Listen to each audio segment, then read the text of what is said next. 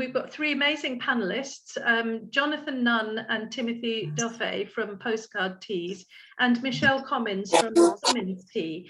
And so we're going to start off with food writer and Postcard Teas shop manager, Jonathan Nunn, who's going to explore whether meaningful change in the tea industry is possible without changing the whole system. So it's my great pleasure to introduce you, Jonathan. Over to you. Thanks so much for inviting us all. It's nice to be here with my two hats on, which is one as someone who's worked in specialty tea for 9 years now, and also as a food writer. And because I don't like talking so much, I'm actually going to read out an essay that I've written. I want to talk about the language of specialty tea, and the language of specialty in general. And I think it's interesting that we in specialty tea like to differentiate ourselves from the rest of the industry. And I want to look at why that is and whether we are actually different. Yeah, I'm just going to start reading. Specialty has always been defined not by what it is, but what it isn't. Whether we are talking about specialty tea, artisanal chocolate, or craft beer, the intention behind these adjectives is to sever and elevate them above what is considered homogeneous commodity within the industry. Specialty tea is specialty because it is not what tea vendors like to derogatorily call the dust swept up from the floor of factories. Artisanal chocolate is artisanal not because there is an artisan involved, but because it is not made by one of a handful of corporations who control much of the industry. Specialty tea therefore acts as a form of differentiation, but also as concealment. The idea that specialty is different to commodity relies on it being viewed as fundamentally separate and distinct. The consumer, increasingly aware of ecological issues and unfair labor practices surrounding their favorite food and drinks from the global south, like tea, chocolate, coffee, want to be sure that they themselves are not perpetuating them. The role of the specialty vendor is to assuage the customer that they are not participating in this chain, and in turn to extract a higher price for what they are selling. In most cases, this elides not only how specialty is connected to non-specialty, but that the boundary between them is artificial. Specialty food and drink, including specialty tea, differentiates itself in four ways: through quality, through provenance, through agricultural practices, and through labor practices. In the next 15 minutes, I'll go through each of these four differentiators and discuss in each case what the problems are and whether specialty tea has been a force for good. So I'm going to talk about the first differentiator, which is quality. So when we think of the word specialty, most people immediately mentally add coffee to finish the phrase.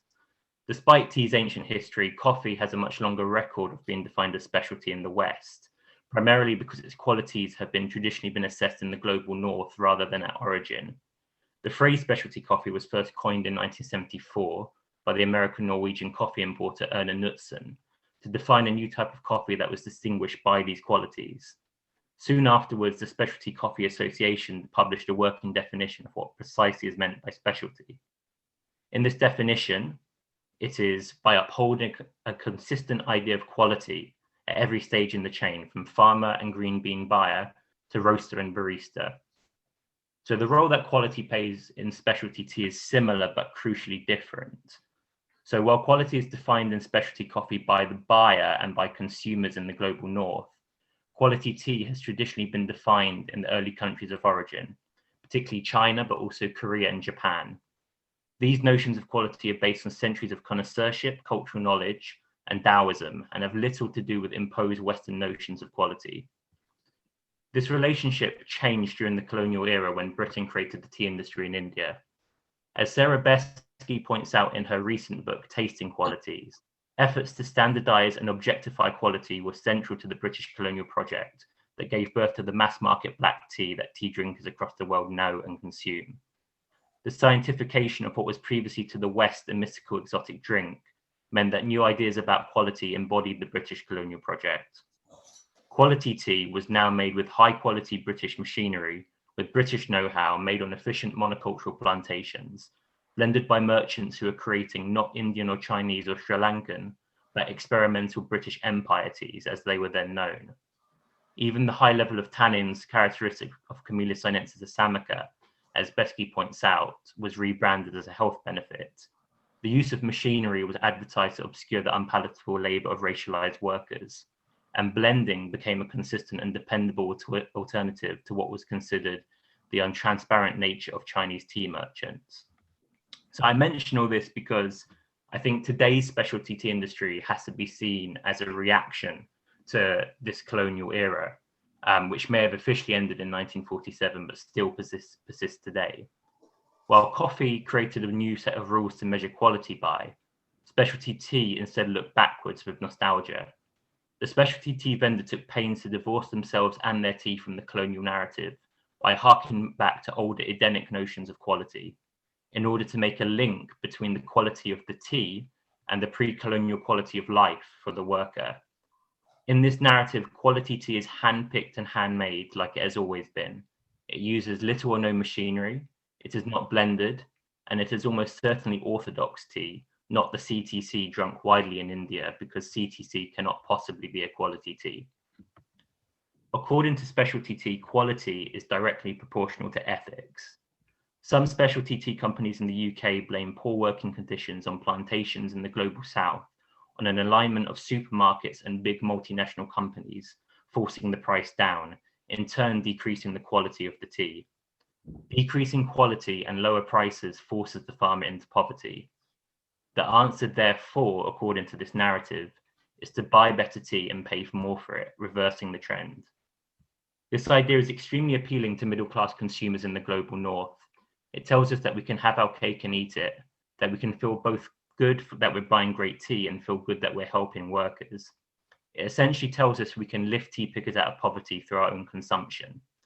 This narrative glosses over all the hard questions. What, for instance, is the difference for workers between buying a high-quality orthodox tea and a low-quality CTC tea when it's being made by the same person on the same plantation? Who is actually benefiting from the higher prices paid for quality tea? Is it the workers or is it the owner of the plantation? The second differentiator is provenance. In the early 2000s, a new vanguard of specialty coffee companies sought to overcome the problems that they had identified in the fair trade system. Until then, had demarcated what was ethically sourced from what was not. This American wave were advocates of what they called direct trade, which at its basic level means to buy coffee at source directly through a farmer rather than through an intermediary. Surrounding this definition, though, were additional provisos about what direct trade really meant. Direct trade was better than fair trade for everyone because not only could quality be controlled more rigorously, with high quality rewarded with premiums, but that those premiums would be higher than fair trades. Not only that, relationships could be directly established between farmer and coffee roaster, meaning more sharing of information and a trade-off that was good for both sides. The roaster could commit to buying certain amounts directly and could improve the coffee, increasing the price, while the farmer could commit to healthier, more sustainable practices. As a byproduct of direct trade, provenance became more and more fundamental to third wave coffee. Vendors realized that by giving their customers stories and photos of farmers at source, they could significantly add value to the price of their coffee. Customers wanted to buy into the idea that they know exactly where their coffee was from and who made it, and that this knowledge, as well as the extra price they were paying, translated into better wages on the other end. Direct trade, when allied with those initial aims of social good, and while acknowledging its limitations, can be a force for positive change, both in coffee and tea. However, direct trade soon became co-opted by larger coffee companies, which had no interest in improving the conditions of workers, as well as by smaller companies who believed that by simply visiting the farm and taking photos, that this constituted direct trade. The idea that direct trade should provide absolute transparency, epitomized by the coffee roaster Tim Wendelbo's publication of prices paid for every single lot of coffee he had purchased, was all reduced to the act of buying itself. And I think direct trade in the tea industry has taken this latter route rather than the genuinely progressive route of the early coffee pioneers. Working directly and taking pictures with happy farmers becomes a cure-all panacea for both the weaknesses of fair trade and the ills of the industry, particularly unscrupulous middlemen and auctioneers who are alleged to have captured most of the value, which in truth, brokers actually take a tiny percentage, which is about 1 or 2%.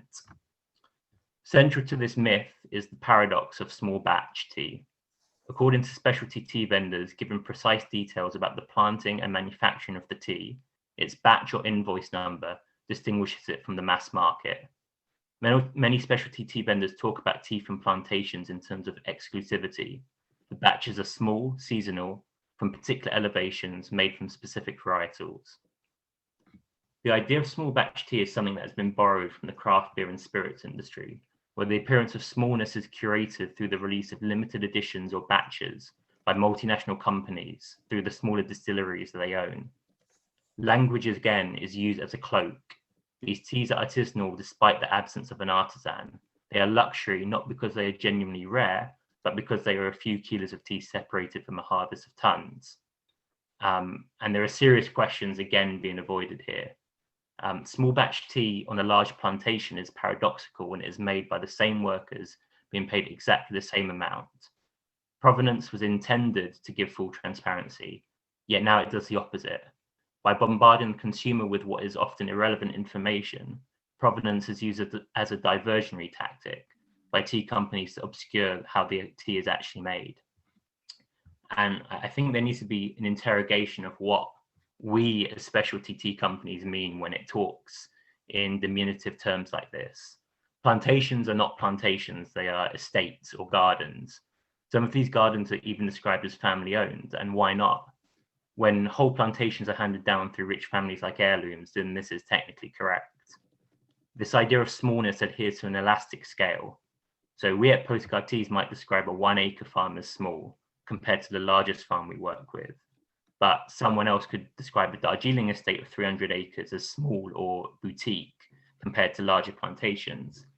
There are plantations in East Africa of more than 1,000 acres, which have been described as both small and family run, even though they employ thousands of workers during peak season.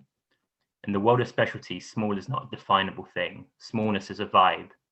If the tea is sold in small batches, then it is small, regardless of the size of the infrastructure that surrounds it. The third differentiator specialty tea uses is land. And you can see this in natural wine. So in the 1980s, a small vanguard of winemakers in Beaujolais decided to stop adding sulfites to their wines and instead rely on more careful processing, the elimination of artificial pesticides. This low intervention movement soon spread across the world, inventing the term natural wine in the process. Today, natural wine is big business. The complex decisions the vigneron has to make have been binarized for the ease of marketing. A wine is natural or it is not. A wine is sulfite-free or it is not. Natural wine, as well as organic labels, offer the consumer who wishes to deal in binaries an easy choice. One is good for the grapes, for the land, and therefore is good for the consumer and presumably for the worker. In the last few years, this idea has been challenged in the natural wine world. Recent stories about a famous natural wine producer in Italy being involved in caporalato, a form of modern slave labor, has revealed that what is good for the land is not necessarily good for the worker. And I mention this because, during my 9 years of working in the tea industry, the question I am asked above all else is this tea organic or is this tea certified? And like those who exclusively drink natural wine, consumers want to be reassured that their tea is safe to consume and consciously or unconsciously link this with sound labor practices. But the reality of whether a tea is organic is too complex to binarize. Some may be certified organic, but because we're not certified, we can't claim this. Some may be certified in their country of origin or locally. Some tea makers may follow organic practices but not get certification because of cost issues. Some because of political issues, such as in Japan, where the body responsible for certification, JAS, is part of the conglomerate JA, which is the largest wholesaler of pesticides in the country. Some may use organic practices in the season we buy from, but may not use them may use them later in the year. By the time I've explained to the customer, I have half a mind to just say yes, it is. So what initially seemed like an easy yes or no binary turns out to have as many answers as there are tea makers. As a vendor, my job is to communicate this to the customer without falling into the trap of binarizing. But people want easy answers. It's tempting to give the customer the easy answer, the one they want to hear, instead of the one which is actually true. And that leads me to the fourth differentiator, which is workers. So the previous three differentiators, quality, provenance, land, they're all widely talked about in specialty tea, but they all act as ways of avoiding the fourth differentiator, which is the well-being of the workers who actually make our specialty tea. And I think there are a few reasons for this. I think the main reason is that it's impossible to binarize into an easily communicable label for the customer. In the case of quality, a customer can taste immediately if it is or isn't better than a mass market tea. In the case of provenance, it either is or isn't from Darjeeling. In the case of land, it either is or isn't organic. But for labor, there's no easily understood label we can give to a tea to determine how ethically it has been produced. Now, there have been attempts to do this, fair trade, but as huge corporations started selling fair trade tea from plantations, the specialty tea industry moved away from this. And there were also news articles that showed certification didn't always guarantee better working conditions, as highlighted by Columbia Law School and the BBC reports in the mid-2010s about Assam. The solution for the specialty tea was not to binarize ethical labor, but to use the other three differentiators as ciphers for it. Specialty tea says better quality tea means better pay.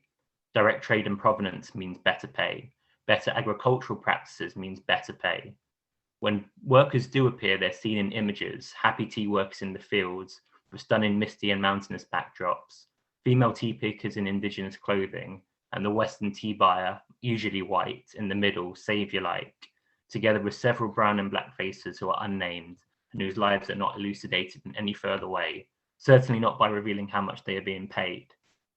What specialty tea has done is avoid talking about something by hiding it in plain sight. So that leads to my conclusion, which is, what should we be talking about? While there are many people working within specialty tea who wish to change it, I actually believe that specialty has not yet been a significant force for change. Instead, it has sought to separate itself from the wider industry, asserting that what it does is different. It set up multiple villains, the supermarkets, the middlemen, big brands, multinationals, large plantation owners. It uses romantic notions of quality, provenance, and land to hide the fact that it is fully embedded in a post-colonial system that is still colonial. Through doing so, it seeks to avoid the unavoidable fact that the tea industry in the global south, but specialty or otherwise, has been oriented to provide the global north with cheap labor and underpriced tea. I think the first thing that we can do in specialty tea is to acknowledge that we are a node in this system.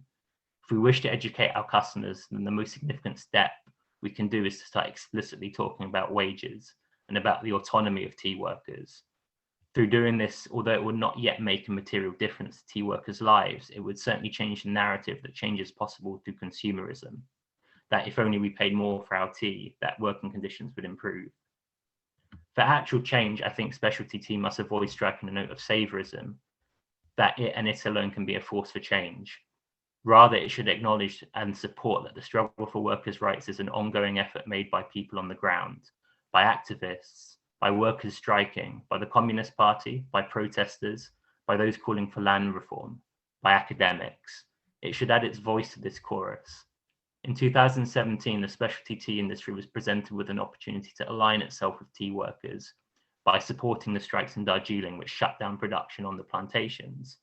Instead, what it did was try to reassure customers that the second flush would come as usual, fingers crossed, before deeming the strikes catastrophic and that it couldn't have come at a worse time for tea companies.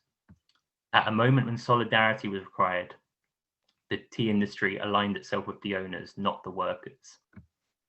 By focusing on specialty tea, I don't want to absolve the larger corporations from their responsibilities, but there is at least an honesty in buying tea bags from Tetley or Unilever. No one is under any illusions that those who make them are paid above the market rate, or that their work conditions are any more fair or equitable. just like those who buy Nescafe or a bar of Cadbury's chocolate are under any impression that their buying habits are a force for change. Yet, I do think specialty tea can make a difference. It has at its beck and call an engaged group of consumers with spending power who are at least cognizant of the inequalities perpetuated in the tea industry and who wish to see change, as well as a huge platform to educate. It is currently using this platform to sell easy answers. If specialty tea really wishes to differentiate itself from the wider industry, then it must do so from a position of complete transparency. And it's only by admitting that our problems are one and the same with the rest of the industry that we can hope to be better. Yeah, that's it. Wonderful. Thank you so much, Jonathan. That was really, really fascinating and really gives us a lot of food for thought. Particularly interested in your comparisons between how the quality of tea and quality of coffee has different origins. How, when talking about provenance, you've pointed out that small is not necessarily beautiful. And how I've never, it's a really good point that using the term tea garden can be a sort of euphemism for what is in reality a plantation, in the same way that cotton plantations in the Caribbean, perhaps. Also really good to explore in connection with land the complexity of certification, as somebody has said in the chat, fair trade certification does not guarantee a living wage or better working conditions, and that's a real challenge for all of us, I think. And also, I think your conclusion about how workers are kind of hidden in plain sight, a bit like that's, what we're trying to get across with the logo of Thirst, that you see the leaf, but do you see the person behind it? I think that's a really good point, and hopefully, this talk and all the work that we're doing is bringing the voice of the workers and add, as you put it, Jonathan, helping us all to add our voice to a chorus from the grassroots. And thank you for teaching me a new word, saviorism. I hadn't come across that one before. I think that's rather apt. So thanks very much. I'm going to be really mean and not stop for questions, because I find that what can happen then is that we can get a bit off track, and then the other speakers don't get a chance to have their say. So please do post your questions into the chat as we go through. And we'll move swiftly on to Timothy D'Offay, the founder of Postcard Teas, who Jonathan works with. And Timothy's going to talk to us about Postcard Tea's approach and why he believes that paying more for tea doesn't guarantee better wages. And hopefully, like Jonathan, he'll come up with a constructive solution to that. Over to you, Tim. Thank you. Hello, everybody. Thanks for joining. Thank you, Shavita. Like Jonathan, I'm reading, and forgive me for talking mainly about what we've been doing at Postcard Teas, but I just wanted to speak very directly and from my personal experience to address the question, can specialty tea be a force for change? I think perhaps is my initial answer. I'm deeply aware I and Postcard Teas do not have answers to fundamental issues facing the tea industry, but I wanted to talk about three things: provenance, small tea farms, and recently pay transparency that Postcard Teas has tried to do as a company, and why we did those things in the context of specialty tea at a particular time. I also, at the end, want to offer my thoughts about some positive change that could happen in the future involving specialty tea and also involving other aspects of the tea industry and political change. My interest in tea comes from my time in the early 90s studying Japanese in Kyoto. My Japanese homestay family and fellow students from East Asian countries introduced me to their tea cultures and to loose leaf tea. I started to visit tea growing areas in Japan, Taiwan, and Korea. And in 2000, I set up my first tea company, which was a borough market. It was called East Teas. It was with a tea ceremony expert, an English one called Alex Fraser, who I'd met in Kyoto. And we only specialized in East Asian teas, sourced from farmers and tea merchants who I'd met on my travels in the 1990s. But in the early 2000s, I started to visit tea growing areas in India and Sri Lanka, and also in China. And when we opened Postcard Teas in 2005, we sold teas from across Asia, including India and Sri Lanka, from places that I'd personally visited. In the early days of Postcard Teas, I was also joined by my wife, Asako, who's Japanese, and Lu, a Chinese colleague, who I've been working now with for 13 years or so. And having Asako and Lu's help allowed us to work much more directly and easily with very small scale tea farms in Japan, Taiwan, and China. The average size of the tea farms we work with today is just 5 acres, to give you a sense of scale. So the first kind of initiative we tried to do in 2007, and we accomplished it in 2008, having made lots of journeys, was provenance. Now, the reasons why we introduced that were not the kind of reasons why Tradecraft and other pressure groups and people within the tea industry have pushed the major tea companies to introduce provenance on, for example, their teas in Assam, so they can know which estates, which plantations they come from. The reasons why we introduced provenance then was nobody else was really doing it. We wanted a major point of difference. Even today, you don't usually see real provenance on certain rare Chinese teas, on matcha. Some of the blends, you don't get them, you just get country of origins or areas. And so because we'd been visiting all these places, we knew that we could give this provenance, and we thought, well, if we can, why not? And the other reason why we did it was we wanted to respect the people and the places who had made the tea, not the company that sold it. There was a famous Chinese tea merchant in Paris who worked with the same Wu Yi tea maker as us, very, very famous Wu Yi tea maker who she did not acknowledge. And somehow they pretended that they had created the tea under this, well, they had under their direction had the tea made for them, which we found very insulting. So we wanted to honor all the people who made the tea.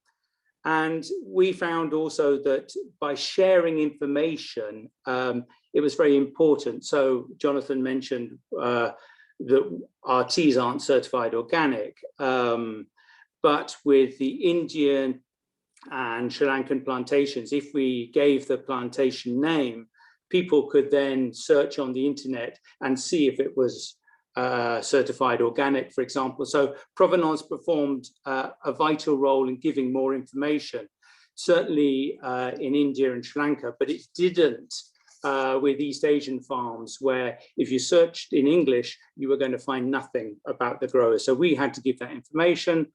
And finally, we believe provenance was important back then because we thought that it was needed to allow people who were interested to learn and study deeply. And specialty means, or should mean, that it's something which you can dive into, compare, choose, better understand, you learn something. It's about, in a way, connoisseurship, or it can be about connoisseurship. So without that kind of information of provenance, we define provenance as being the maker's name, the town or village it came from, and the country. I mean, some people defined provenance as just the country name, which or even just the region, which we found bizarre. It had to have a village or a town plus the maker's name or the estate or plantation name.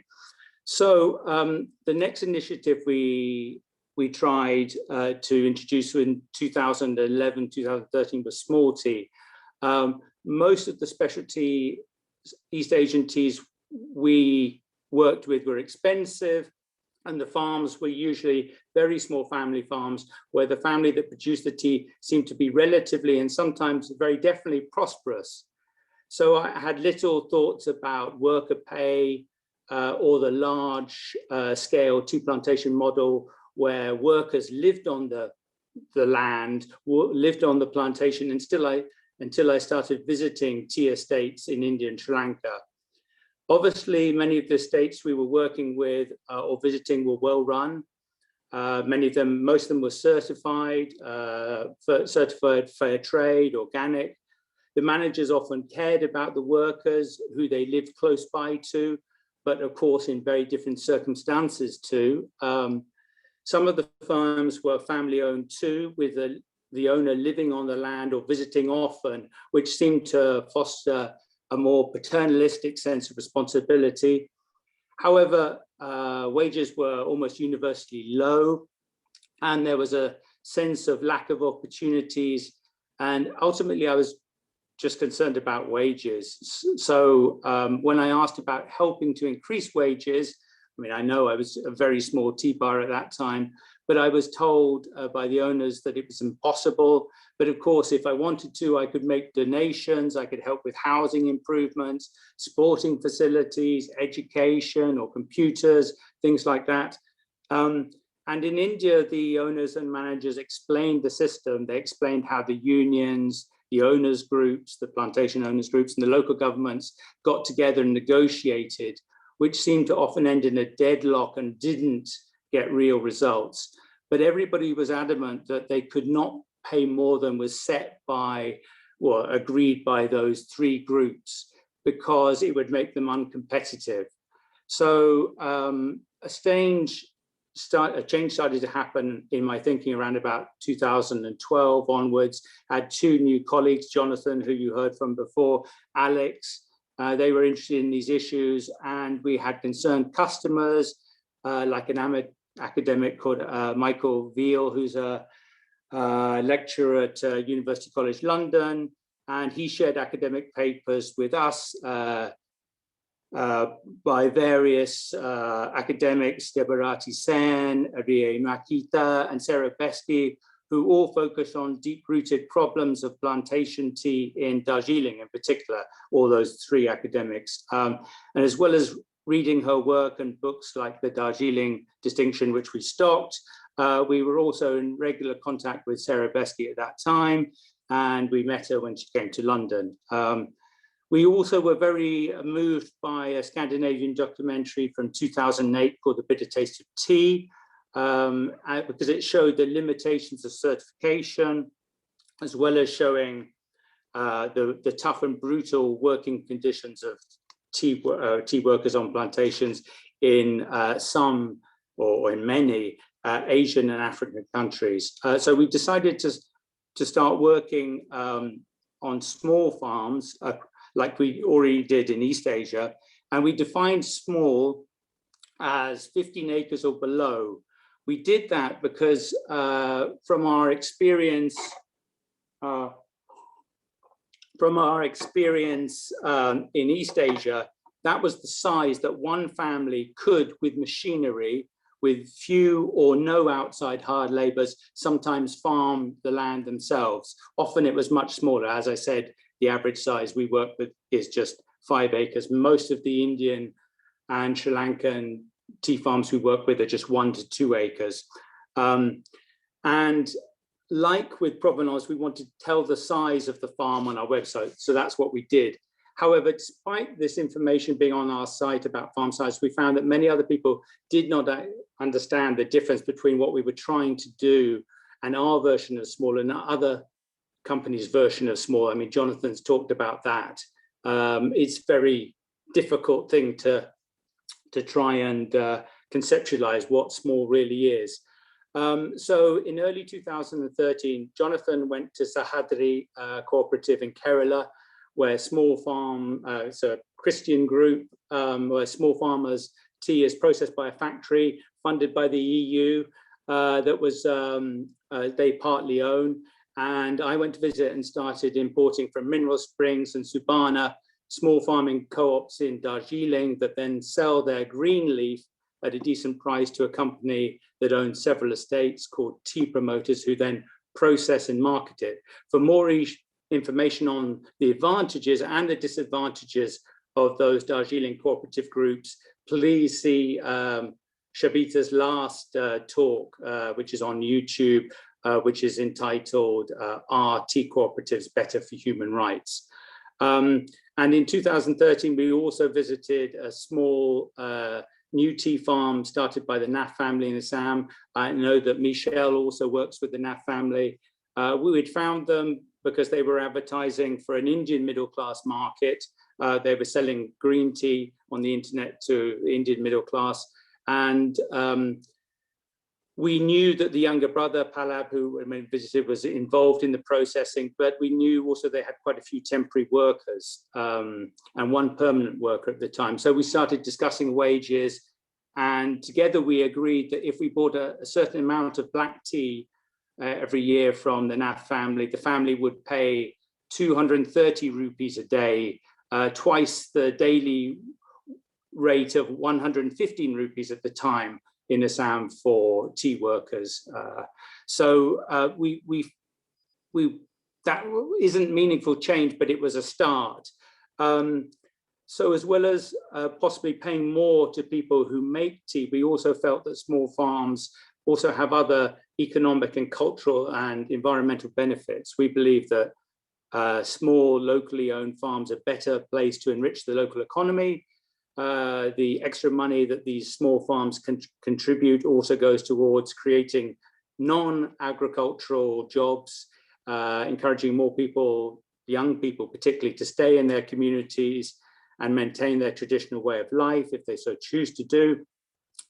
And also more small farms also means more entrepreneurship, more democracy. There's less concentration of power and wealth, particularly which tends to congregate in cities where, of course, owners or companies that own plantations tend to be based. In Asia, the most populous continent on the planet, small farms under 5 acres produce the majority of the region's food and also tea. Nearly all the small tea farms we know and work with farm sustainably without harmful agrochemicals. If you don't have hard workers, why would you want to work with dangerous chemicals yourself? And why would you want to endanger you and your families and your neighbors' health by putting those chemicals into your water supply? Many of the small producers also have a form of polyculture, growing a diversity of fruits and crops which they can eat and they can sell themselves. Jonathan found that very much at Sahadri. They have much more autonomy. They can pick and choose what they sell, which is very different from a plantation worker whose sole income is generated from the tea which they pick for somebody else. And of course, as diversity happens, we're kind of moving away from large monocultural plantations, and we need to look at other methods. And it's a strange contradiction, but research seems to show that small farms in many areas that have diversity in what they produce actually produce more per acre than large monocultural farms. So there is another reason for small being good.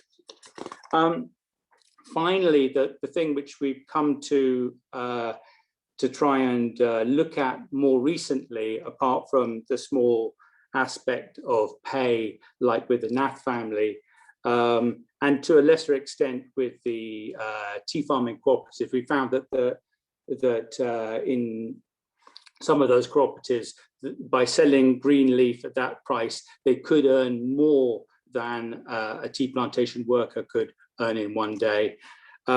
We really think that pay in the tea industry is the most important issue, or one of the most important issues, and it's often obscured by benefits and in-kind payments, especially within plantation pay. Though, of course, these offer a lifeline where pay is not good, but in our opinion, they're no substitute for better pay, as they cannot be properly, or they're not easily, and they're not often properly provided for workers, despite legislation like the Plantation Labour Act of 1951 in India, for example. So, of course, pay does not measure happiness or working conditions at all, but pay does represent kind of economic value and independence, because the worker can spend it how they so choose. It's not like a fair trade premium, or which is kind of decided by a group of people. This is my money, you can do what you want with it. We thought that also the importance of pay transparency is that it avoids terms like fair pay, which can be manipulated, and it just gives the fact of what the pay is. That can then be discussed, and it can be debated about whether that is fair or not. So we started a new tea brand called Morningtown Tea to see if people would buy in bulk at similar prices per gram to the smaller packs of expensive posh tea in supermarkets. The idea is to offer better tasting tea, which is made by people paid much higher wages. And it's a dialogue about pay in tea and the percentage of pay that people pay for their tea that actually goes back to the people that make it.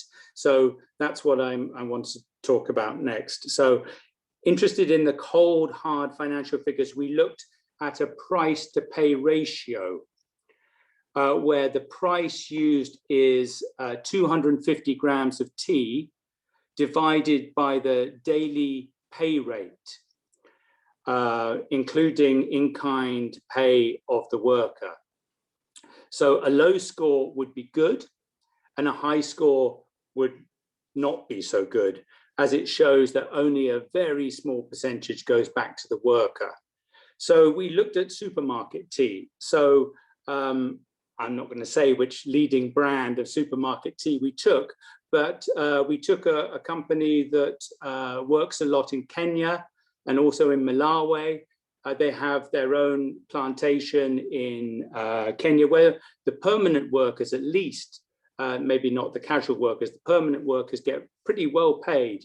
Maybe because this is a high profile company, they pay, I would consider, a high rate for inexpensive tea. So we calculated that approximately they were paid, with the differences between the two East African nations, between £3 and £3.50 a day with in-kind benefits, and 250 grams of tea cost £2.15 at a supermarket.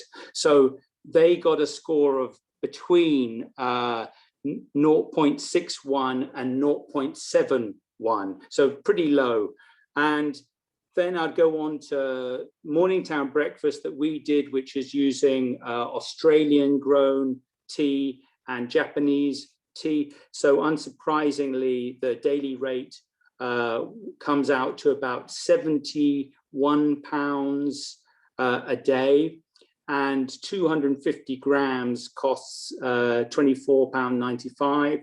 So on that, it would go onto the index of about 0.35.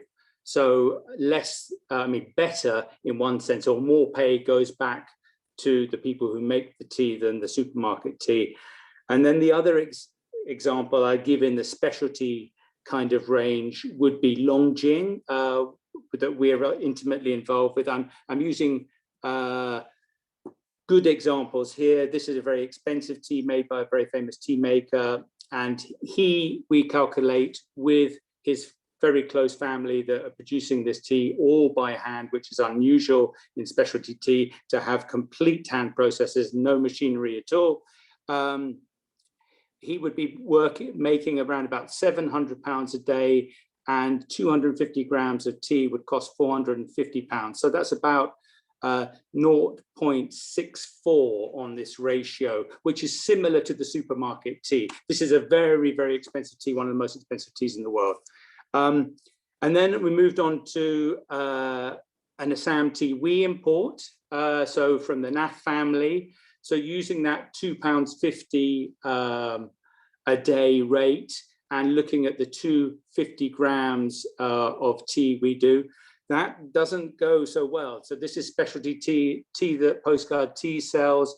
And then the rate has gone up to 7.2. So much less is going back to the lowest paid person. Obviously the NAF family, Palab, who's involved in processing, will get more of that, but we had to look at the lowest paid person who might be working for them. So that's not great, and obviously there can be some improvement there. Then we looked at some East African specialty teas, not sold by us, and we calculated that even with in-kind benefits, they're paid about £2 a day, and the cost of 250 grams was £31 or so. So that's about a 15 times or a 15 score. So that's even worse going back to it. But specialty Darjeeling, I'm afraid to say, is really where it gets bad, because specialty Darjeeling, for example,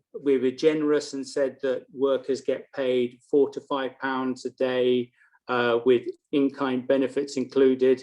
But lots of specialty Darjeeling is very expensive. I took one from another site at £117 for 250 grams. There are much more expensive ones as well. And that's then shows a huge pay gap between what is taken and the price paid by consumers and how much goes back to the workers. It's, that one is 60 times worse of a percentage going back to the workers than the supermarket tea, to give you an idea. I mean, it's not necessarily fair, but it gives you an idea of how specialty tea sometimes isn't working. So Mornington tea is certainly not the answer to the issues of pay in the industry, but we hope that it focuses mind on the issues of low pay, which we think, as I said, is the most important issue in tea at the moment. And we also hope it encourages others to be more transparent about pay issues in the future. I want to finally end not talking about what we are trying to do or what could be done, but more what other people could do, just very briefly. And I do see really positive possible futures.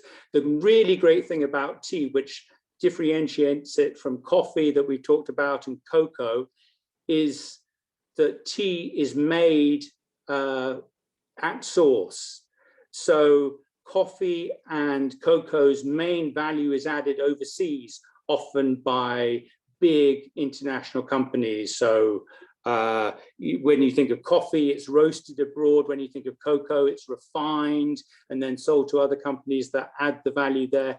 Tea is produced, broadly speaking, where it's grown. And that allows this amazing wealth to go back to where it is grown, which is a really great thing about tea. Very unique, very, very, very unique and important. So where I think the big change will happen, is already starting to happen, is direct selling, direct from farms, small farms or big farms that do really good things for pay and for the environment. And they can cut out the retailers. They can cut out tea companies like me. They can go over our heads and sell directly to customers, give more of that money directly to the people they're employing or themselves. And the customers will also love that more direct connection, and their money will go much, much further. And the last thing I kind of wanted to touch on is that we've worked a huge amount in Japan. I think I work with about 15, 20 farmers or farmers groups in Japan.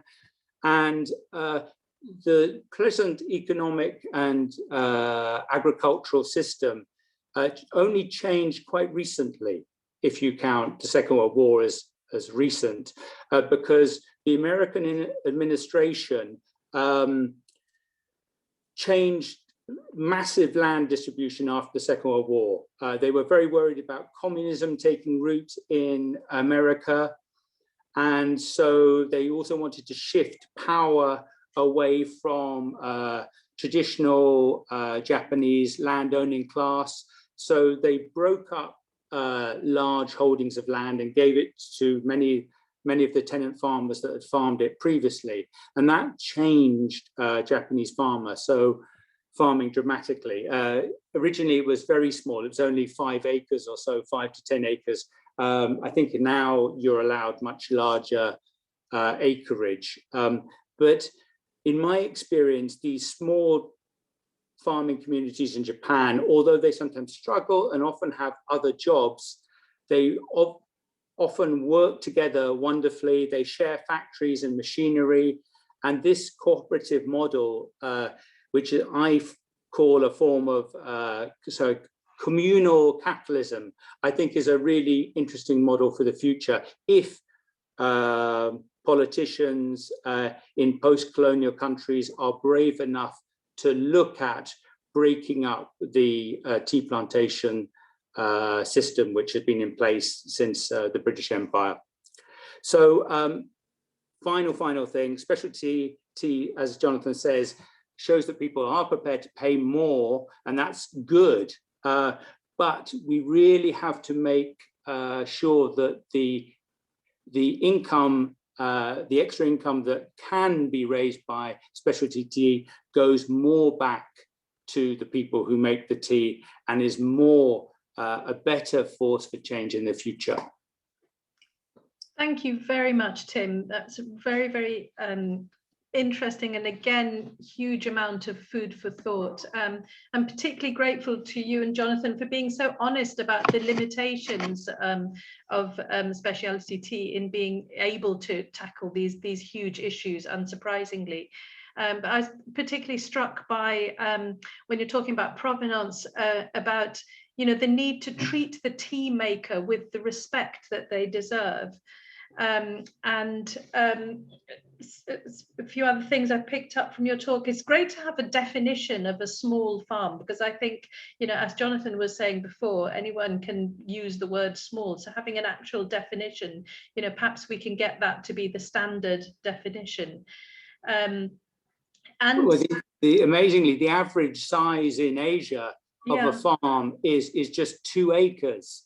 Right, so that's including all the plantations, and then we're not talking about tea. We're talking about all small farming. The average size UNESCO is just 2 acres. Yeah, and actually, although, and great to hear that small farms, can be more democratic, more productive, have greater diversity. But I'm sure you'd agree that small farmers are more vulnerable to exploitation by buyers who are less ethical than Postcard Tea.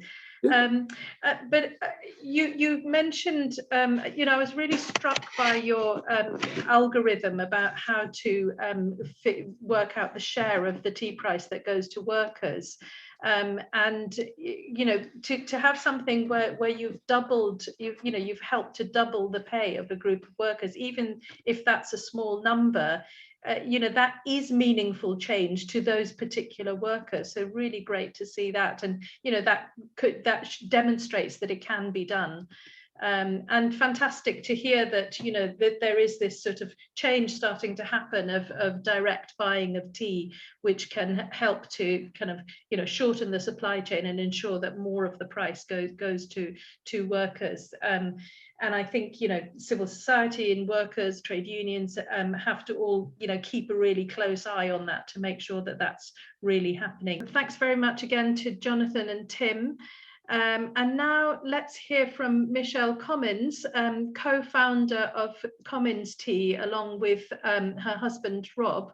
And Michelle's going to talk about purpose-driven tea operations and how that can provide some really positive and exciting opportunities for everybody involved in that undertaking. So over to you, Michelle. Hi, thank you so much. And thanks to Jonathan and Tim, that was great. So I'm Michelle Comins, as Shabita said, one half of Comins Tea. So we're a small tea company based in the southwest. So we have tea houses in Dorset. This is where I am now, so this is part of our home, and one in Bath.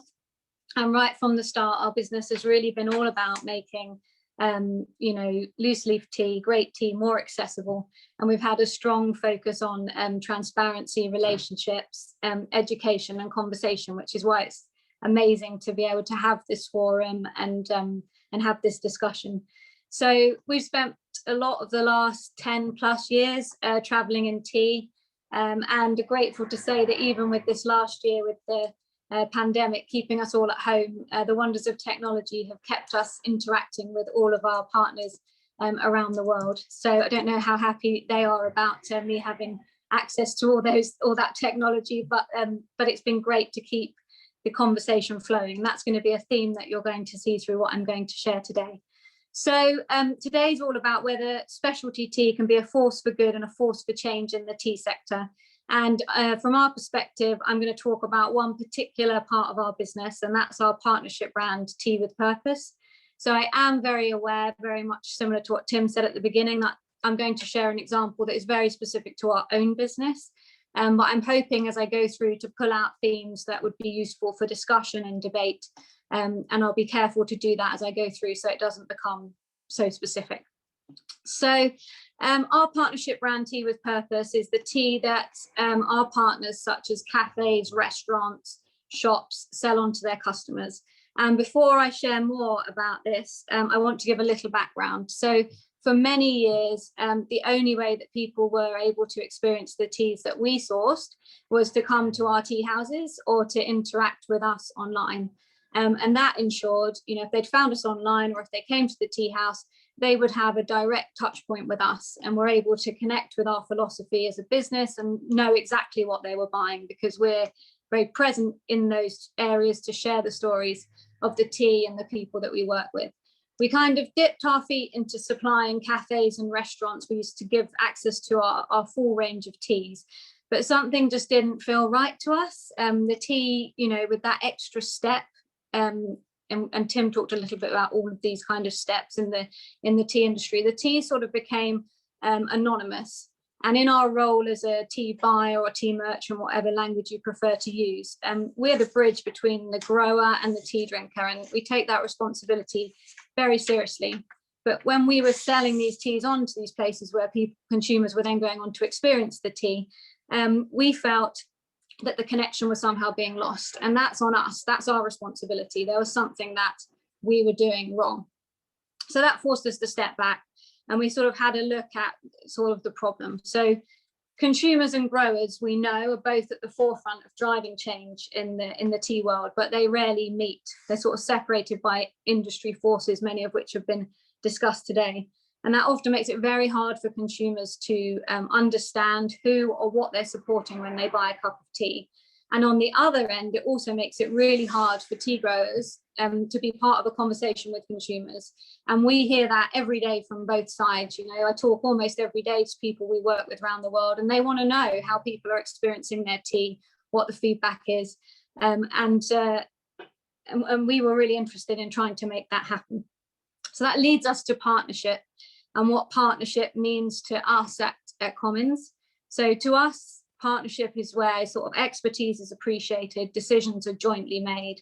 And, we want a relationship to exist between the drinker, the merchant, like us or the buyer, and the grower, where, our expertise as people who've traveled all over the tea world can lead us to form kind of long-lasting partnerships that have great depth.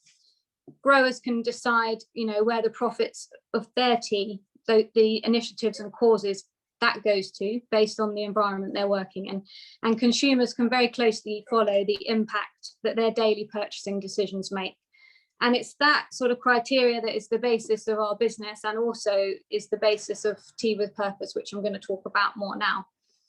So Tea with Purpose, the aim is to realise and promote a new way of working in the wholesale or partnership segment of the tea industry. So when you come to Comins, when you go to Postcard Teas, when you go to a number of other places in the UK where you can go and enjoy tea in a sort of specialist setting, tea is all we talk about, that's the focus. But when you go to a cafe or a restaurant, tea is one of a number of different offerings that they serve and promote.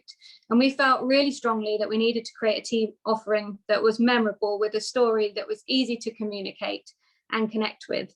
And this really would help what I've just said, which is help consumers to understand how their daily purchases connect to something beyond the space they're buying or drinking their tea in. And that, we believe, aids conversation and discussion exactly like we are having today. And that can only be of benefit to all people in the value chain. So the foundation of Tea with Purpose is very close relationships with the people we work with. And this is not unique to Comins. There's other tea companies like us who are taking a similar approach, but we ask a lot of questions. In fact, the amount of questions that we ask, and I'm much worse than my husband, I think really does go some way to explaining the type of people we work with in tea. Now, on the flip side of that, we ask for those questions to be put back to us, going back to that responsibility we've talked about before and promoting people's teas in the right way. We have that kind of to and fro relationship with the tea growers and farmers we work with.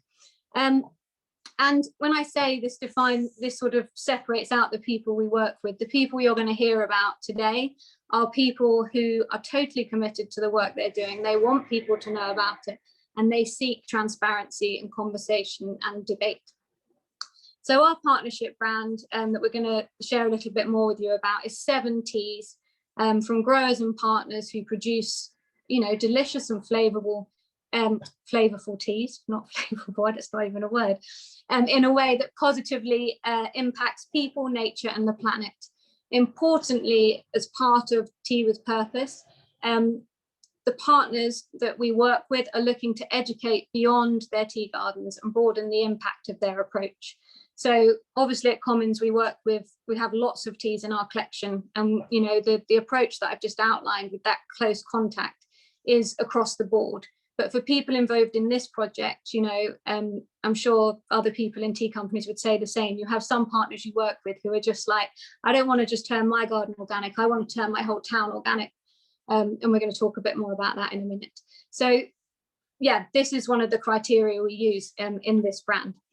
And this approach aims to bring the story of each tea, the story that sits behind each tea, to the forefront of tea drinkers' minds, bringing tea drinkers and tea growers closer than ever, and showing how every cup can support people who are working hard to make a positive difference in tea. Right, that's a lot of words. Let's go in depth behind that. So with regards to transparency, the price we pay for the tea, we pay a guaranteed fair price to the growers. And you may say, well, what does that look like? I want to take you back to what I said, which is we talk all the time with these growers. We understand what's going on in the garden. We understand the pay that's being supported for their workers, but we also understand the projects that profits from the tea are trying to support. So it's a very open, transparent conversation with our partners about the price of the leaf and what that translates to. And then an open conversation the other end about how that passes on to the partners we sell on to. So let's now look at the pay on the gardens of the partners we work with. So this collection that I'm going to talk to you about covers a number of different markets. So when talking about pay, we really need to understand each different market and each individual grower's situation in its own right. So Sabita and I had talked about this before this call, and I'd sort of said, if we want to get into real depth about this, we probably need to dedicate this amount of time again to each of these individual teas I'm going to talk to you about. But as an example, the Darjeeling comes from a small growers co-op that pays on average 2 times more in daily wages than others in Darjeeling. Although this needs to be considered in the context of a small garden model versus a larger garden model, which Tim was talking about before.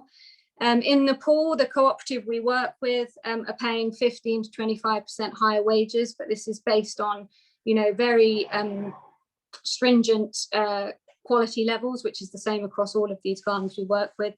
In China, there is a 30% profit share scheme on the cooperative we work with, which is sort of agreed through the model that exists on the co-op. And then in Malawi, Thereby, on average, these guys pay 50% more for better quality leaf. And on top of that, there's a 4% royalty on the wholesale tea that's sold. So different models in different parts of the world. But for us, getting to that level around the pay and how the value is distributed amongst the workers is incredibly important. Now, I want to come back to something that Tim said, which is, you know, what we're doing will not be perfect, right? So we're learning along the way. We are trying to start a different conversation and be part of the conversation that other tea companies are starting. And, you know, sometimes we're going to get that right. Sometimes we can do better. And there's probably going to be a lot of times that we can do better. So I want to really say to you that this is the start of something. And we're really challenging ourselves as we go along. But in this model, Tea with Purpose, we're saying that we pay this pay a premium for the leaf based on the practices that are taking place at the garden. We know where that money is going in terms of its distribution to workers, but we also spend quite a bit of time talking to these gardens and these partners about their visions and their hopes for the future. So we want to look at these last two things as a kind of minimum standard, right? The things we just talked about. And we want to say that we need to look above and beyond that and look at how some of these gardens are investing for the future. You know, the world is changing so rapidly. Climate, labour, land, they're all topics we need to be having conversations about in order to build better. So we also say through this, I'm going to share with you a bit more detail in a moment, but through this programme, that every time people drink tea from this collective, they're supporting growers who are working towards a more positive future from tea.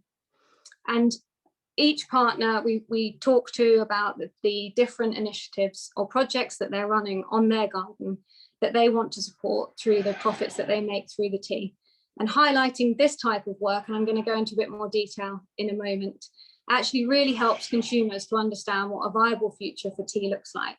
And again, it comes back to that conversation that, you know, can only be positive for the whole of the tea industry. The more we're talking, the more people are understanding, the more people are getting excited about tea. I only think that that can be a good thing. So the consumer expects great flavour and experience, a transparent supply chain, and the knowledge that partnering with this brand, they themselves become a partner in something much bigger. So there is another person, very important person I want to just discuss in all of this. We spoke at the beginning about the consumer and the tea farmer and how we need to bring them closer together. And one thing that Rob and I are incredibly conscious of is that when the tea leaves the garden, be it in India or Japan or China, no matter how hard we work, some of the identity of that tea is lost. And so one of the things we talked with these partners about was, how do you want your tea to be represented? So each of the packets of the tea that people buy from this collective have branding that is designed by the people at the garden. And so they represent the true spirit of the tea. And all of the wording on the back of the packet is written by the people that we work with. So these are small things, but they start to actually ensure that the identity of the tea is kept. And you're going to hear in a minute how that makes the people we work with feel. So in summary of this project, the profits secured from the sale of tea contribute to a number of different things. So this is all going to be flipped around because the camera's weird on these things, which I don't really understand. But I'm going to show you all of the different pictures. So this is the pu'er from the collection. We call it pu'er for preservation. So you'll see Mr. Nunn, he drew all of these individual drawings, which my friend then illustrated. But this is his illustration of his community who are working in this cooperative. And for him, the wording on the back talks about how the profits from this tea are all about the preservation of the ancient tea forests, securing livelihoods for the younger generations, which we know in many tea countries, a lot of young people don't necessarily see a particularly positive future in tea. So he wants to make sure that, you know, by working on projects like this, people feel that, you know, tea is progressive, and that there are kind of new and different partnerships that can be made, that these guys, the young guys, have a voice in what happens to their tea when it moves abroad. And of course, there's so much skill and knowledge in this part of Yunnan that he wants to pass on to the next generation.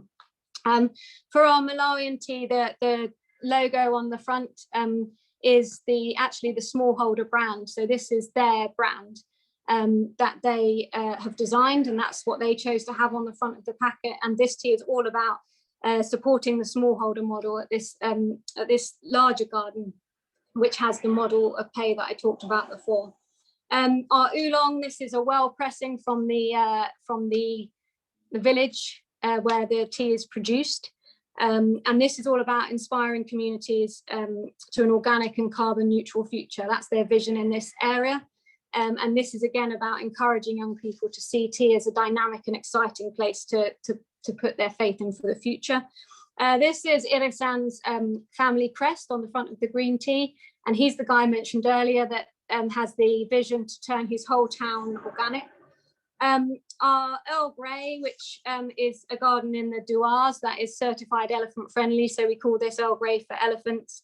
And the profits from the tea that we buy, it goes towards education of guards, workers, community, a lot of education here on children about the relationship between animals and humans, looking at that conflict. Our Darjeeling, we call uplifting Darjeeling to uplift the smallholders in this particular area. So they want to become a profitable organisation and look at putting that money into entrepreneurship and some women's initiatives. And the final one, which is one of my favourites, because everything that this cooperative wanted to communicate is drawn in the leaf, which I just love, which you probably won't be able to see. But this is all about how the premium price for quality leaf delivers generous incentives for farmers in pay, training, counselling. So I don't want to go on too long about that because we've had a long session today, but hopefully that just gives you a taste of, you know, when you buy a packet of this tea, this is what you see, this is what you read, this is what you start to sort of feel part of. So it's just me here today, and I'm sorry for that. I wish that I could bring some people that we're working with in. I wish that I could bring some tea drinkers in and we could sort of have a round table about this question you posed at the beginning, which is whether the specialty tea can be a force for good. So as I say, we are learning, we're trying to do better. So we have plans to do sort of forums with tea drinkers and with our partner, our partner shops, etc., to continue to interrogate this question and others. But I thought, and I said to Shavita when I came on this, I'm not comfortable coming on without bringing the voice of the people we work with. So all of last week, we had some very long discussions with the partners we work with to ask them to share their views on this very question as to whether, we didn't say whether specialty tea, we said whether working in this way could be a force for good for them. So I'm just going to finish by sharing what they say. So in Malawi, they said, tea with purpose, we're a big fan. This is the only way to go. Only by these kind of approaches and efforts can you explain to customers and consumers why they pay slightly more for a cup of tea. Great to see the focus on the smallholder products. Affordable, I think the teas you've selected are a good representation of the middle segment, affordable quality that can be used day to day. And importantly, the smallholders are really happy to see their brand not only in Malawi, but beyond that as well. And then my partner in Nepal, he all starts off by saying Michelle, which I think is because that means like you've asked too many questions now. You need to like stop asking questions. But he said, Michelle, quality of tea together with quality of life of people involved in tea, its environment, society, etc., sums up our definition of quality. Therefore, we always try to find markets who understand this approach, and we've luckily found you.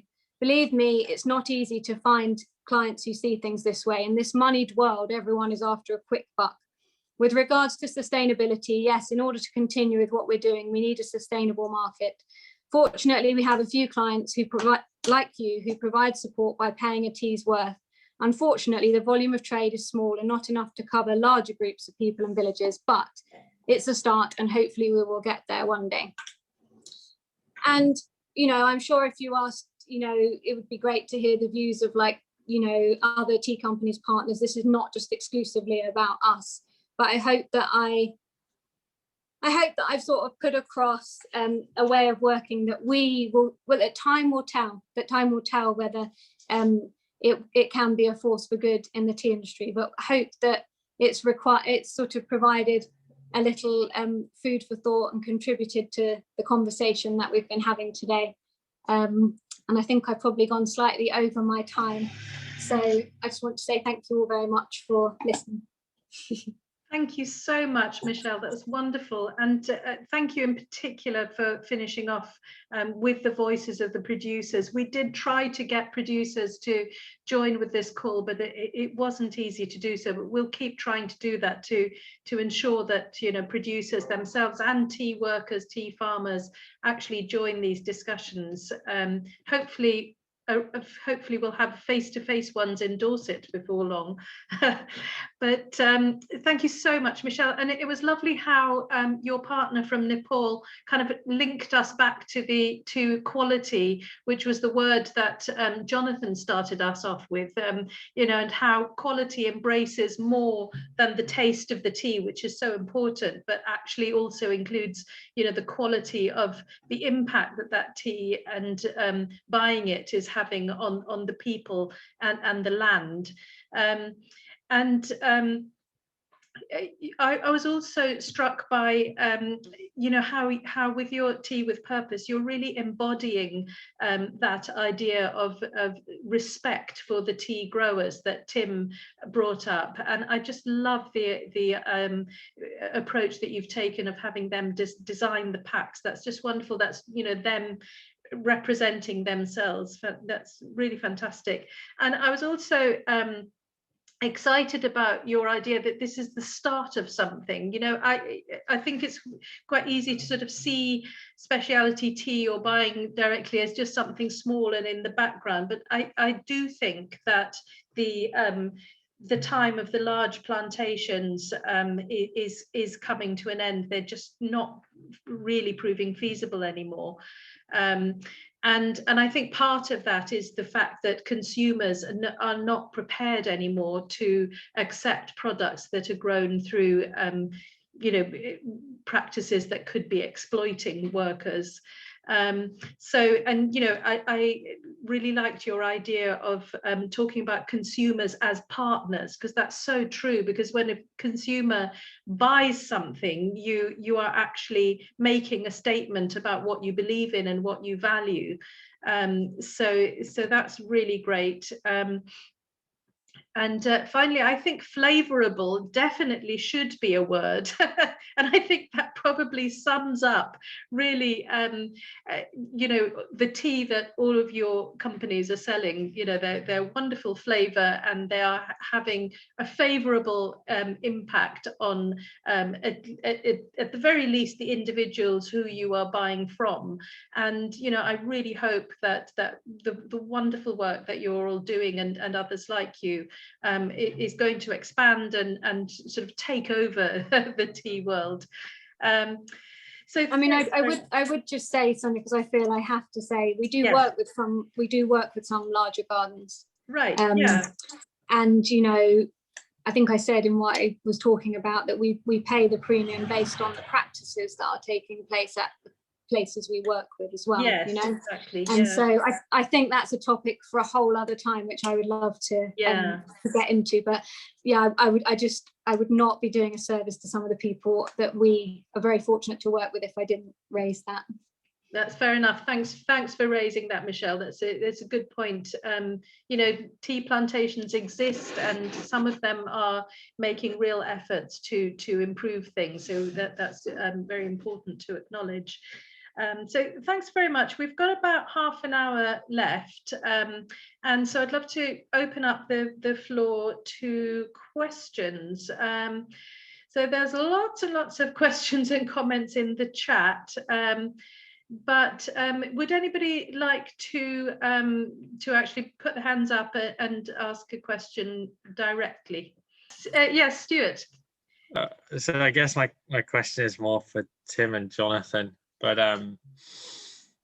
it struck me in your price analysis and wage analysis that if you're working with on the black tea for Morningtown, if you're working with producers in Australia and in Japan, like, are you kind of missing out on opportunities to do more impactful work somewhere else? My point being that, you know, the median wage in these countries is notably higher than, say, Kenya, another place you pointed out. Do you think that there's, instead of maybe focusing on all the details of price, we should be focusing on where we can have the most impact in the world? Hey, Jonathan, I love it if you talk about this too, but yeah, that was a deliberate, we had a big dilemma, Stuart, about whether it was right for us to focus on those countries. We focused on those countries because we knew that we knew those farms well. We knew everything on those farms was done correctly. They were farming very sustainably, organically. But we knew that that it was very easy to calculate the lowest pay that anybody could have on it, even when there were no workers. See, the big problem for us is in the tea industry, like in the coffee industry, people say this is what we pay.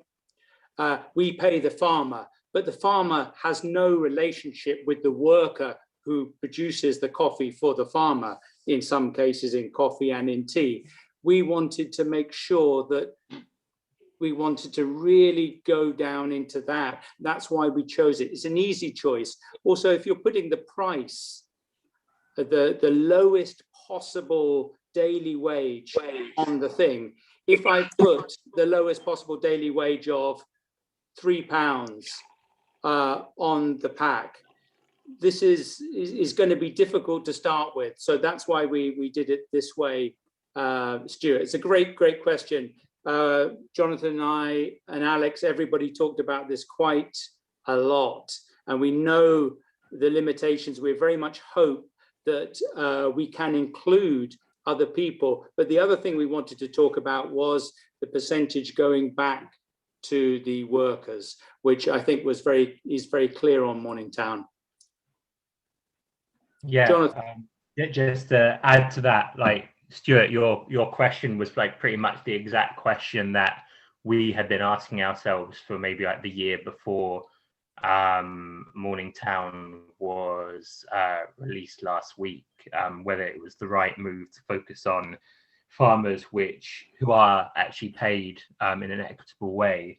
I guess what I say is that, I mean, what Morningtown does doesn't mean what we do at Postcard is going to stop. It continues as it always does, and we continue working with smallholders in India and in Sri Lanka. But I guess the question for us is how do we link what we do with Morningtown to what we do with Postcard Teas? How do we use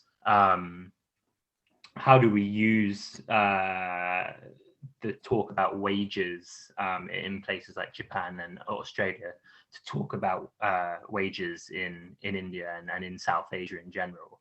And as I mean, Tim, you might want to point out the sort of what the profits from Morningtown go towards as well, and which we were talking about, I think. Yeah, I mean, we very much want to use the profitability, if it exists, of Morningtown to help small farmers who want to work on a different model in poorer countries, particularly with the technology they may need. Again, going back to the Japanese model, I do see at the moment there are 5 million tea workers in India. I don't think that's sustainable. And mechanicalization is going to come, but it has to come in a way that more people benefit, or as many people can benefit from it. And hopefully it comes through, as we're talking about, more small farms and more democracy that can, or more autonomy that can possibly bring. So if we can help with that in the future, we'd love to, and help people make that leap, because there's no reason why we couldn't pay the same price. So the other thing was, Stuart, if people are buying tea at that price, which is similar to expensive supermarket tea, they would then pay a similar price, if not, we could buy tea from India, East Africa, where we don't work, and from Sri Lanka at the same price that we buy tea from Japan and Australia. It shows that there is that market there for people to be paid really well. Does that make sense? It's a strange way of saying it. Sabita, can I ask a question, please? Yeah, so thanks, Tim and Jonathan. Yeah, so hopefully that did answer your question, Stuart. Yes, so Dharmaraj, please go ahead. Yeah, thank you, Sabita. You know, specialty teas, the one big advantage I can see in the larger context of what we are talking is that it offers a higher value to be distributed for a start. So that's a great advantage for that business. And I honestly wish the world had more postcard teas with that kind of ethical value, but that isn't quite true, I know. So we need to figure out who is taking away the lion's share of the value before we can ensure an equitable distribution.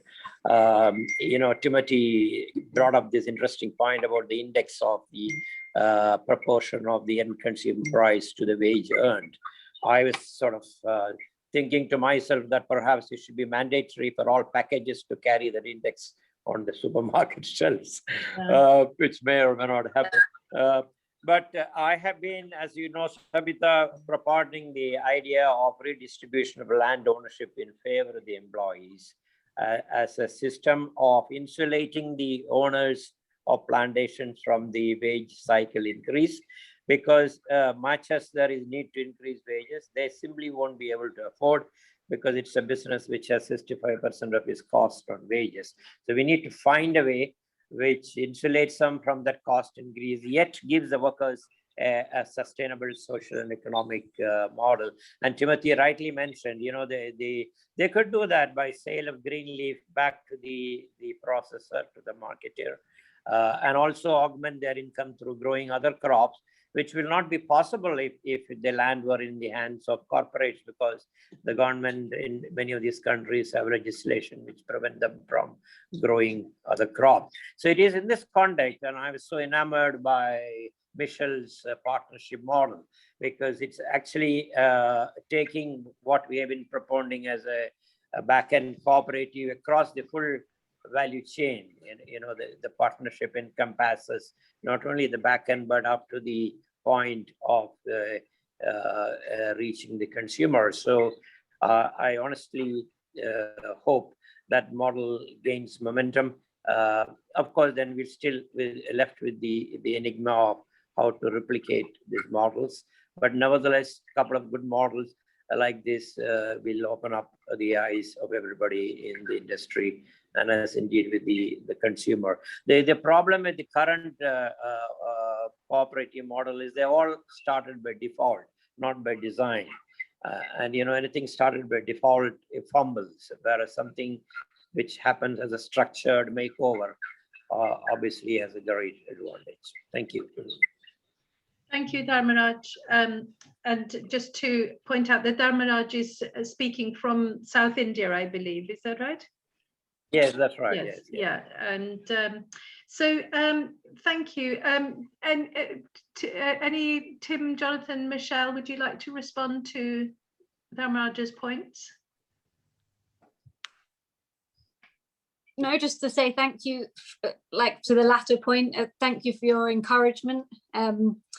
It's not perfect, but I think it's a start. That's what Rob and I wanted to put across. So it's incredibly encouraging to have that feedback from you. Thank you very much. Likewise, really, thanks for your idea of more transparency of pay on packaging. I think that that is such a graphic way of illustrating the issues within the tea industry, because pay is something that can't really be fudged. And within the major tea industry, or the, let's say, not call it industrial tea industry, but the supermarket or the most wide mass market tea, we have to be playing to a level playing field. It is a world market where people can go from one area to another. Assam tea is often too expensive for the blenders that are in the supermarket teas here, and therefore to put the price on there is something which could be a tool for change in the future. Thanks, And, Tim. Just to add to that, sorry, Jonathan. Oxfam has been running a campaign called Behind the Barcodes, where it has been asking supermarkets to be transparent about their human rights policies.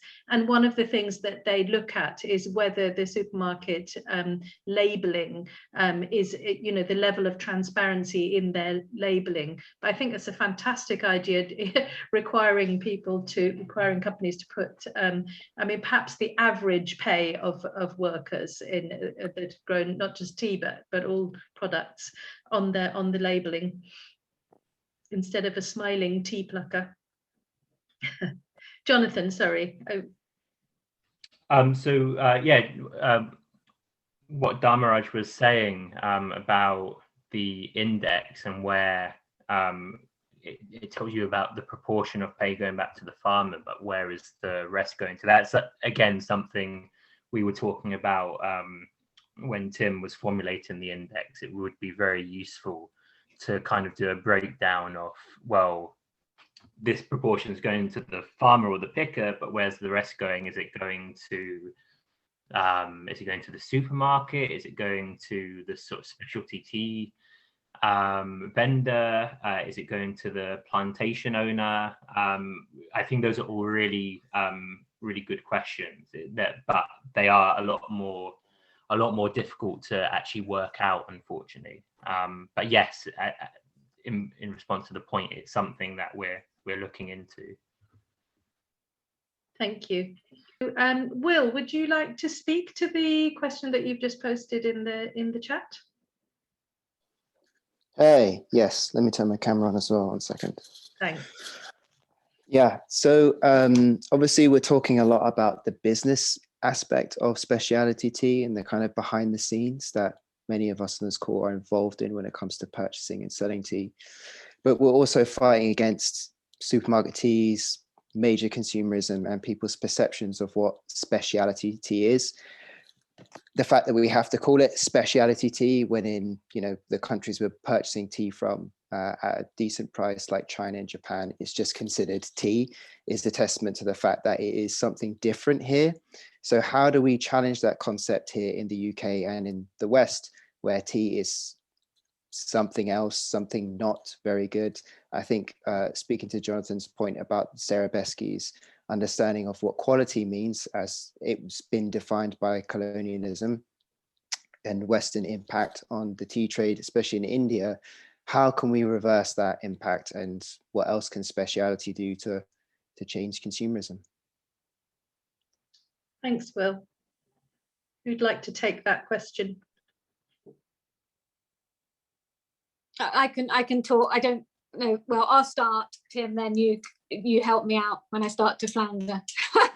So I can only really speak to our model in that, and Tim also has a physical space where you can come and experience tea. It's not easy to have a presence on have a shop, especially with things the way they are now. But for us, that's a very important element of the business, because you can do as many videos as you want online, you can come on as many forums as you like, but it's the experience at the tea table, whether that's here in the UK and how we're translating that, or whether that's around the world, that actually starts to change the way people talk about tea. It might be the first time they use a gaiwan, which they may dislike, but then realize actually, I can infuse this tea 4 times, or hang on a second, I can't do that with that other tea I buy, so what's the difference? And then you have the conversation about quality and different things. So for us, and it's probably why in our story of tea, we're quite late to this partnership game or this wholesale game that I've been talking about today, is because Rob and I put a big emphasis on the space. And if I always say to our customers, if I was to ask you in your town, if you were to invite a friend out for coffee, how many places would you be able to go where it wasn't just coffee, but it was like really an experience? And then if I asked you, like, if you were going to ask a friend out for tea, where would you end up? So that's the first thing that came to my mind when I heard your question, is about creating spaces for people to come and experience tea and everything that goes with it, in the community that goes with it. So Tim, over to you to help me out with the next, whether or not you agree with that, I don't know. Michelle, you've answered it brilliantly. I think, as you're well aware, Will, with your store too, is that stores and spaces are really crucial. I think also the boom in the interest of East Asian tea has happened through more travel to East Asia, and with the economic and political power of East Asia increasing, I think the focus on tea from China, Japan, Korea, Taiwan, Vietnam will continue, because they're going to be more of our daily lives, because they are the economic and in some cases the soft cultural, India too, Sri Lanka, they're going to be much more the soft cultural antidote to American culture, which is great too, but I really do think that will be the case. And I do see so many of Postcard Tea's customers and the interest in specialty tea coming from people who've been to those countries and will explore those cultures even more, even without visiting. So those two sides. Yeah, I also think with, as Will well knows, being a specialty tea vendor specifically within the UK is an extremely tough job, because you're trying to essentially undo sort of a good 150 years of sort of tea culture within the UK, and specifically the last sort of 60, 70 years since the Second World War, when the UK kind of collectively switched to tea bags. So that, allied with a kind of the sort of British kind of superiority complex about tea, that we kind of know everything about tea, and that outside of this there's nothing much to learn. It's a huge uphill struggle. But I think that, yeah, there are two things. One, which was said by Tim, is that kind of as the world becomes sort of more bipolar, with America on one pole and with China on the other, East Asia is the rise of soft power within Japan, within Korea, within China is rising, and that's naturally going to bring people to tea. People will come through tea through sort of a growing interest in other things, whether it's film or music, or again by traveling to those places. And I think the secondary thing is education, and stores are a big part of that. So, I mean, most of my job within the last 9 years is just talking to customers. And when customers come in, it's not a transactional. It's not just a transactional relationship. It's I say the average time spent by someone in the store might be. It could be maybe sort of 5 minutes of talking, but it could be hours of talking, and I found that's really the best way of changing customers' mind about tea. And I mean, as I said in the essay, that educational role means there's more responsibility on us. Not to give the easy answers, because the answers are really, really complex, and take a long time to explain. So yeah, I mean, I don't think it needs to always be physically in store. I think there are quite a few tea companies, I mean, specifically in the UK, Mayleaf, who've been very good at doing educational stuff on YouTube. But I think it's that kind of long formness.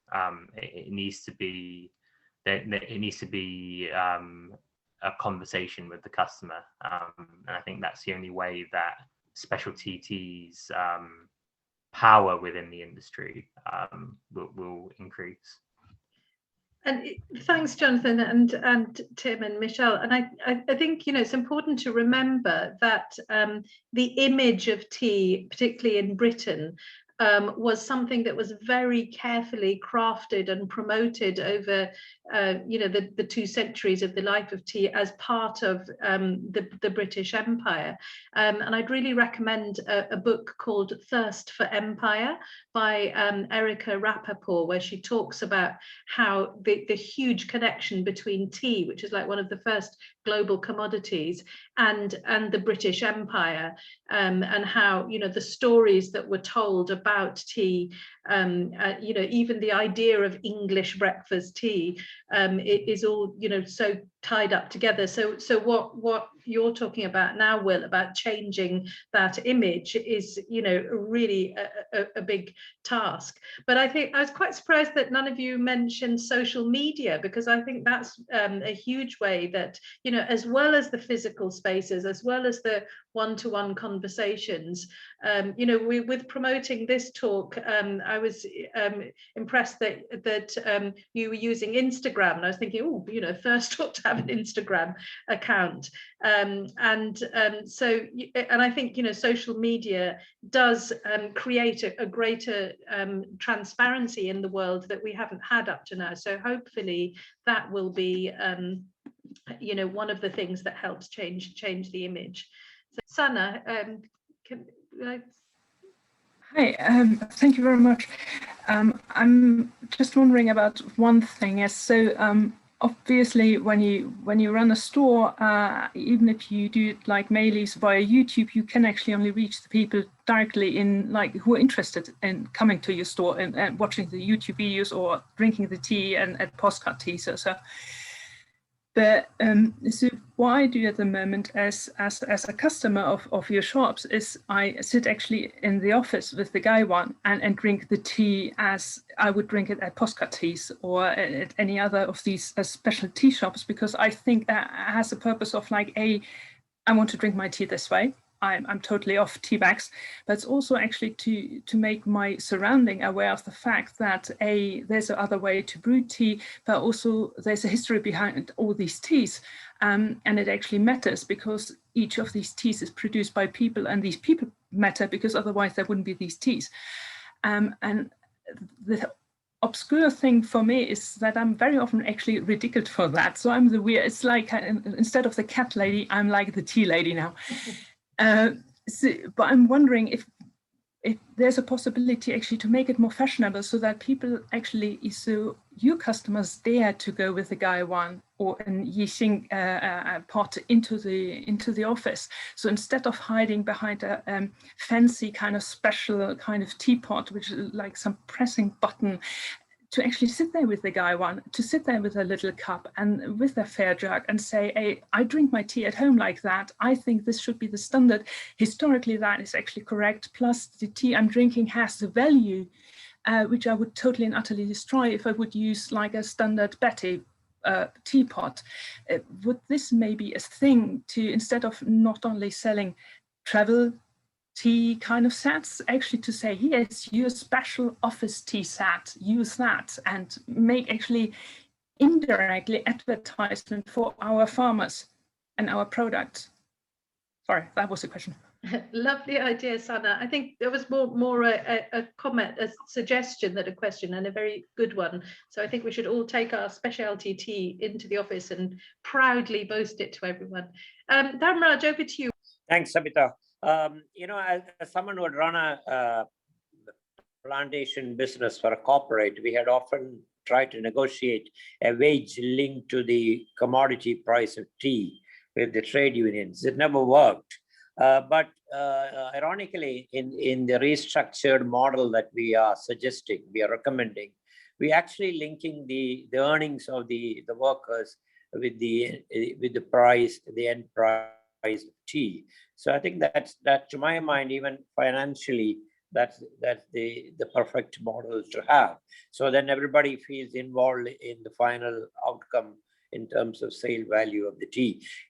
Darjeeling is a classic case in point. You know, as Timothy mentioned, probably the best-selling tea in the world in the greatest of troubles. You know, that the industry in Darjeeling is in shambles, beset by high costs, low productivity of land and labor. There are two issues. One is somebody is taking a disproportionate share of that end value price. Secondly, there is something wrong in the primary production model, wherein the owners of the land, despite the higher price, are unable to give their workmen a higher wage. So I think Darjeeling should be our focus for sorting out this issue. Thank you. Thank you, Dharmaraj. Okay, I'm just, we are at 1:30 now, but I'd just like to hand back to our panelists for just a very quick final word from each of you, and we'll go in the reverse order that we started. So Michelle, would you like to go first? Yes, thank you. I would just like to say, Shabita, thank you so much for this forum, for this conversation. I hope there's a way that we can continue these type of discussions and actually you know, have more of them in tea. And one of the things I was going to say actually about how do we change the tea industry, I think we all have to be brave in trying, sorry, that's someone at the door. We all have to be brave in trying something new, putting it out there and prepared to take feedback on it to continuously improve ourselves. So thank you very much for putting this together, and to everyone for listening. It's been a long session. Thank you very much, Michelle. Tim.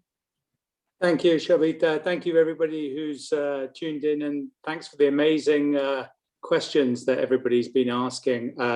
Sana's question is really great. I think we all need to keep on working and keep thinking about how we can constantly help the industry improve and help the people who are left behind in this industry, of which a large amount of people are. So anything we can do, and it's collectively lots of different people, as well as the political change, which I think is going to be the more problematic change, but has to come, especially in plantation sectors. So fingers crossed we get some change. Thank you. Thanks, Tim. Jonathan? Yes, and again, thanks so much, Shabita, and to Tim and Michelle as well, and for everyone who's tuned in. Yeah, I think the final thing I'd say, just to sort of reiterate what I said in my essay, is that I do think specialty tea needs to come out of its silo a bit more.